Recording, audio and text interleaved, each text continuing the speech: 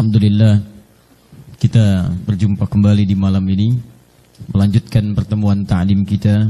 Tentunya setelah kita beribadah sampai dengan menunaikan salat maghrib berjamaah beserta amalan sunnahnya, kita bermohon pada Allah semoga salat yang telah ditunaikan diterima oleh Allah Subhanahu wa taala dengan penerimaan terbaik. Ini penting kami sampaikan teman-teman sekalian, ingat baik-baik, urusan dunia itu sudah diatur. Akhirat kita itu yang belum jelas. Kami beberapa waktu yang lalu menerima berita postingan dari saudara kami di Kairo di Mesir, menyampaikan sebuah kisah yang sangat indah. Jadi ada satu keluarga ini keluarga berada. Kemudian ini kisah nyata, ayahnya meninggal, tersisa kemudian istri dan satu anak, mewarisi harta yang cukup banyak.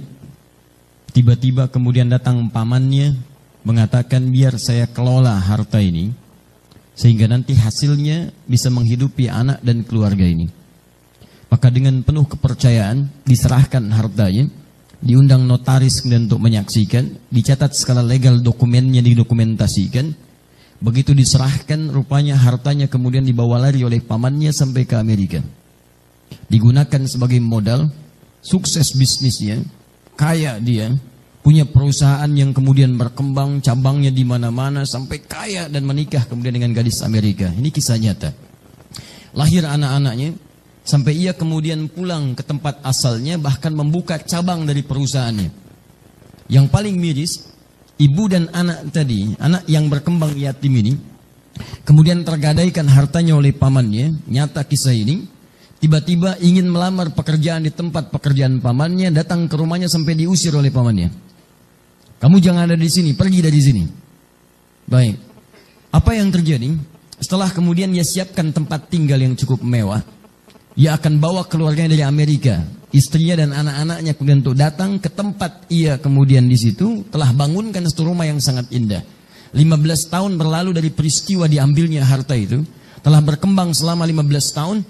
Begitu tiba masanya kemudian jadi rumahnya sangat mewah dengan perusahaan aset yang sangat luar biasa banyaknya. Tibalah waktu kemudian keluarga besar di Amerika untuk datang ke tempat ia di situ. Saat datang disiapkan waktu menjemput, berangkat kemudian ke bandara. Apa yang terjadi? Tiba di bandara dengan selamat, disambut dengan senyuman-senyuman yang paling indah. Di jalan kemudian disewakan mobil yang sangat luar biasa mahalnya untuk menjemput. Di perjalanan ternyata sedang menuju pada takdir yang lainnya. Terjadilah kecelakaan yang besar pada saat itu. Wafat seluruh keluarga ini. Si paman tadi dengan istri Amerika aja, dengan seluruh anak-anaknya, wafat seluruhnya. Anda tahu ketika wafat seluruhnya ini, tersisalah kemudian persoalan yang paling besar. Kepada siapa harta kemudian si paman ini atau si orang ini diwariskan. Ternyata tercatat dalam catatan dokumentasi notarisnya, ahli waris paman itu setelah diteliti seluruhnya, tidak ada kecuali hanya satu si yatim itu. Anak yatim yang tadi hartanya dibawa oleh si paman untuk menjadi modal. Ternyata ketika dilihat silsilah ahli warisnya, cuma tersisa si anak yatim ini satu-satunya ahli waris dari paman tadi. Perhatikan bagaimana kemudian Allah mengatur harta si anak ini selama 15 tahun dikelola oleh pamannya. Walaupun dia terasa sakit, kurang menyenangkan perlakuan dan sebagainya, tapi perhatikan cara Allah untuk mengembalikan seluruh harta-harta yang menjadi miliknya. Saya sering katakan kepada Anda, dunia Anda teratur. Harta Anda mencari dengan cara yang halal, sudah Allah siapkan rezekinya. Tidak akan tertukar. Cuman putri yang tertukar sampai jadi sinetron. Ya, cuman menteri yang ditukar. Tapi harta tidak akan pernah, rezeki tidak akan tertukar. Akan diberikan sesuai dengan maslahat hidupnya sampai Anda wafat. Jadi kalau rezeki Anda belum terpenuhi, Anda nggak akan wafat. Demi Allah saya katakan, rezeki bersanding dengan kematian. Rezeki terpenuhi, baru datang ajal. Buka kalau sering ngaji Al-Arba'in hadis yang keempat. Dari Abdullah bin Mas'ud radhiyallahu ta'ala anhu itu. Ketika beliau mengatakan, haddatsana qala Rasulullah sallallahu alaihi wasallam wa huwa as-sadiqul masduq. Inna ahadakum yujma'u fi batni ummihi 40 yawman nutfah. Setiap Anda akan dihimpun di perut ibundanya sebelum terlahir 40 hari pertama berbentuk nutfah. Ya, pancaran pertemuan antara spermatozoa dengan ovum berproses. Thumma yakunu mithla dzalika 'alaqah. 40 hari yang kedua berbentuk 'alaqah, zigot yang menempel di dinding rahim. Thumma yakunu mithla dzalika mudghah. 40 hari ketiga usia 120 hari, kurang lebih selama 4 bulan berbentuk mudghah. daging keratan yang sudah mulai membentuk. Thumma yursalu ilaihil malak, kemudian diutus satu orang malaikat. Fayanfukhu fihi ruh, maka dengan izin Allah meniupkan roh. Jadi usia 4 bulan roh sudah masuk ke dalamnya. Wa yu'maru bikatbi arba'in, kemudian diperintahkan untuk menuliskan, menetapkan 4 hal yang dibawa selama hidupnya. Apa yang pertama dengan yang kedua? Ini menarik. Satu, bikatbi rizqihi, kedua wa ajalihi. Yang pertama ditetapkan rizkinya, yang kedua ajalnya. Perhatikan kalimatnya. Rizki bersanding dengan ajal, Anda bayangkan. Ya, rizki ditetapkan sebelum lahir. 4 bulan usia kandungan, roh masuk. Quran surah 15 ayat 28. Ya wa idh qala rabbuka lil malaikati inni khaliqun bashara. Ya min salsali min hama'in masnun. Teruskan langsung 29-nya. Fa idza sawaituhu wa nafakhtu fihi min ruhi. Begitu dibentuk dalam kandungan, janin terbentuk usia 4 bulan, nafakhtu fihi min ruhi. Saya tiupkan rohnya. Begitu ditiupkan roh masuk, ditetapkan 4 hal.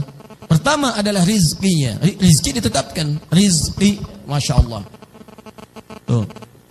Kedua, wa ajalihi, ajal. Ingat, ajal, bukan umur. Beda antara ajal dengan umur. Ajal batas akhir usia kehidupan seseorang. Batas akhir usia hidup. Ya, Quran surah ke-7 ayat 34. Walikulli ummatin ajal. Setiap umat, bahkan bukan cuma 1-2 orang, semua umat itu punya ajal. Batas akhir hidup.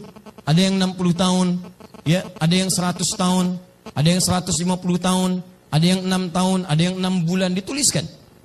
Fa idza jaa ajaluhum la yastakhiruna sa'atan wa la yastaqdimun. Kalau sudah tiba ajalnya, enggak bisa majukan, enggak bisa, mau diundur pun susah. Di orang yang bunuh diri itu cuma buang-buang energi, enggak ada kerjaan, ntar juga meninggal. Ya. Enggak bunuh diri, pun wafat juga, ngapain bunuh diri? Jadi kalau sudah tiba ajal, meninggal. Mau minum baygon sampai dengan 1 truk, kalau belum tiba ajal, nggak akan meninggal. Jangan melakukan sesuatu yang sudah pasti. Mengerjakan sesuatu yang pasti itu artinya dituntut. Tapi mohon maaf, memikirkan sesuatu yang sudah diatur itu kurang kerjaan. Sama dengan mencela yang sudah tercela, buang-buang energi. Pengen dipuji pada yang tidak layak, itu terlampau GR. Nah, kembalikan ke sini. Di ajal bersanding dengan rizki. Kalau sudah tiba kemudian rizkinya itu selesai, maka ajalnya akan tiba. Karena itu dua-duanya bersifat gaib, tidak disampaikan, tidak diberitakan. Bayangkan kalau kemudian misalnya di sini diberikan kabarnya, rizki bersanding dengan ajal, rizki selesai, ajal tiba. Nama siapa? Hah? Kusnan. Kusnan rizkinya misalnya 1 miliar. Malam ini sudah 999.999.000 rupiah. Tinggal 1.000 tuh dan pok begini. Demi Allah saya katakan, susah beraktivitas, mencari dunia sulit. Ke kampus gak mau, kerja gak mau, itikaf di masjid sampai akhir kajian. Ayo pulang, gak mau. Kenapa? Tinggal 1.000. Itu makan minum gak dimakan, snack tidak dicobain, minuman tidak dicicipi. Apa yang terjadi? Gak mau, capek, lelah dia, pingsan, tertidur. Begitu pingsan bangun, kasih minum, gak sadar, 3 sedot, meninggal. Nah, jadi rezeki kita itu sudah diatur. Ya, yang belum jelas itu adalah akhiratnya, surganya. Karena itu jangan sampai kesibukan Anda mencari rezeki melupakan muara Anda untuk pulang ke akhirat.